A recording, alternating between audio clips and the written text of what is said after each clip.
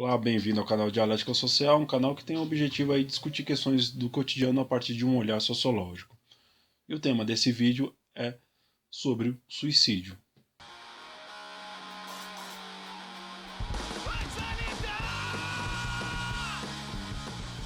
Bom, o interesse por esse tema surgiu a partir de uma reportagem que eu li o ano passado de uma empresa na Coreia do Sul que resolveu dar um treinamento diferente aos seus funcionários.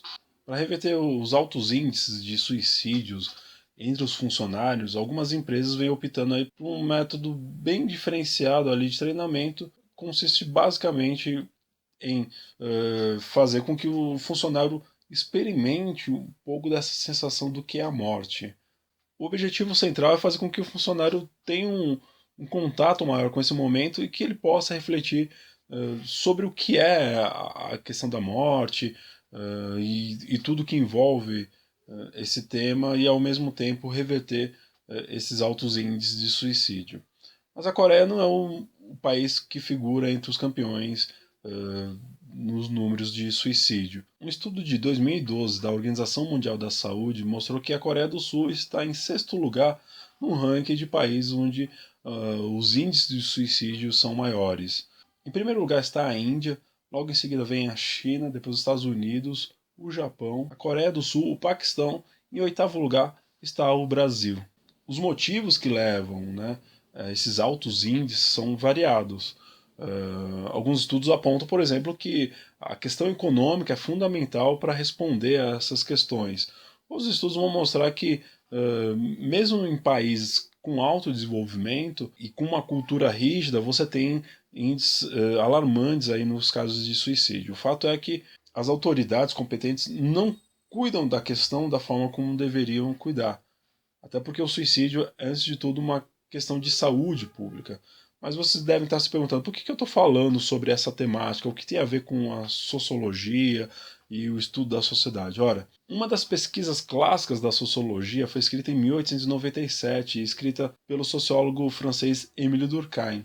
Esse trabalho reflete toda a preocupação que o Durkheim teve em tornar a sociologia uma disciplina acadêmica e científica, definindo o seu objeto, o seu método e suas aplicações científicas. Tanto é que o suicídio é a tentativa do Durkheim de demonstrar as suas teorias a partir de um estudo empírico, ou seja, de um estudo a partir de um fato concreto dentro da sociedade.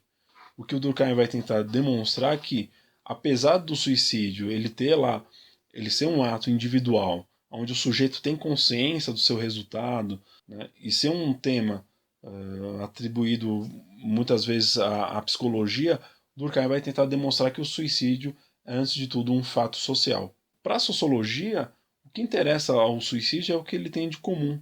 Tanto é que o Durkheim ele vai empreender todo um trabalho muito rigoroso de separar dados, estatísticas, colocar tudo isso em tabelas e demonstrar que havia uma regularidade desses fatos dentro da Europa de um ano para o outro. Ou seja, não eram acontecimentos aleatórios que acontecia ali ou aqui, mas que dentro, né, de um determinado ano ou de um limite de tempo e espaço, você tinha incidência desses fatos de uma forma regular, o que atribuía a isso o status de um fato social. Fato social que, aliás, eu falei um pouco disso num vídeo sobre o Natal, onde eu procuro relacionar essa ideia, esse conceito do Durkheim e explicar um pouco mais o que é fato social. Quem tiver interesse pode acessar aí o vídeo e assistir. Então, para a sociologia, o que interessa é estudar o número de suicídios através de uma certa unidade de tempo. Tanto é que o Durkheim vai categorizar o suicídio em três tipos: egoísta, o altruísta e o anômico. O que seria o suicídio egoísta? Seria aquele onde o ego individual, segundo Durkheim, estaria acima do que ele vai chamar de ego social. E é resultado da individualização total do sujeito, fazendo com que ele perca totalmente os laços com a sociedade. Então, nesse sentido, os laços que ligam o homem à sociedade afrouxam, mas não só isso, o próprio sentido desse sujeito à vida, ou seja, aquilo que dá ligação do sujeito com a vida, ele acaba se afrouxando e perdendo o total sentido de ser. Um exemplo que ele vai dar a isso é, por exemplo, quando o sujeito se separa. Ele não consegue lidar com essa separação, né, não consegue mais reaver os laços com a sociedade e com as pessoas. Isso faz com que ele se distancie com esses laços e com esse sentido da vida, fazendo com que ele cometa o suicídio. Um outro exemplo de suicídio que o Durkheim vai demonstrar no seu livro é o suicídio altruísta, que é totalmente contrário ao suicídio egoísta, onde, se no primeiro caso havia um excesso de individualismo do sujeito, no segundo, ao contrário. O sujeito, em nome da sociedade, em nome de valores da sociedade, ele vai cometer o suicídio. Então, nessa ação do suicídio altruísta, há um senso de dever desse sujeito com a sociedade, seja para defender a honra, seja para defender a própria sociedade, e aí isso vai ser um fator decisivo para que ele possa cometer esse ato. Um grande exemplo aí do suicídio altruísta está na ação dos kamikazes.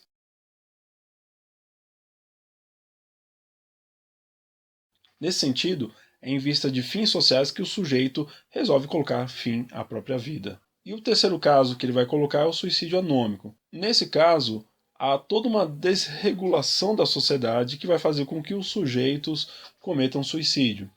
E aí um grande exemplo seria a questão das crises.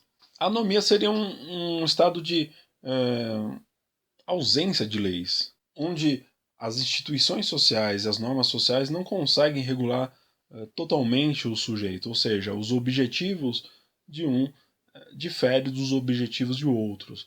Então, de uma certa forma, você tem esse estado, aí, segundo o Durkheim, ele vai dizer que em momentos de crise, principalmente em momentos de transformação social. Um exemplo disso, o Durkheim vai colocar dentro dos seus estudos que os sujeitos que pertenciam ao que ele chamava ali das sociedades primitivas, eles tinham muito mais a presença da sociedade do que, por exemplo, os sujeitos de uma sociedade moderna, uma sociedade industrial, onde a liberdade individual fazia com que essas regulações da sociedade não tivessem tanto efeito assim. Eu estou aqui, num dos seus estudos, Durkheim vai mostrar que entre industriais, pessoas que desenvolviam um trabalho técnico, e entre protestantes, por exemplo, o número de suicídios era maior do que entre agricultores ou pessoas do que ele vai considerar aí de classes inferiores. Tá? Bom, qual que é a importância desse estudo do Durkheim ainda hoje? Primeiramente porque ele é a primeira tentativa de colocar, de dar à sociologia esse status de ciência. Segundo, porque ele vai conseguir trabalhar essa questão mesmo dos dados, dos números, e dar vida a esses números a partir de uma racionalidade sociológica, vamos dizer.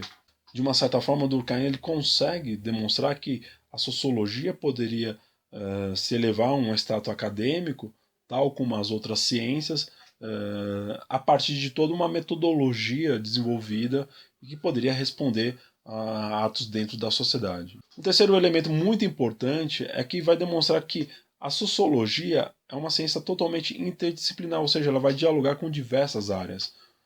Não é à toa que, por exemplo, boa parte dos cursos universitários voltados para a área da saúde terão ali na sua grade curricular disciplinas como sociologia, antropologia e áreas relacionadas. Por quê?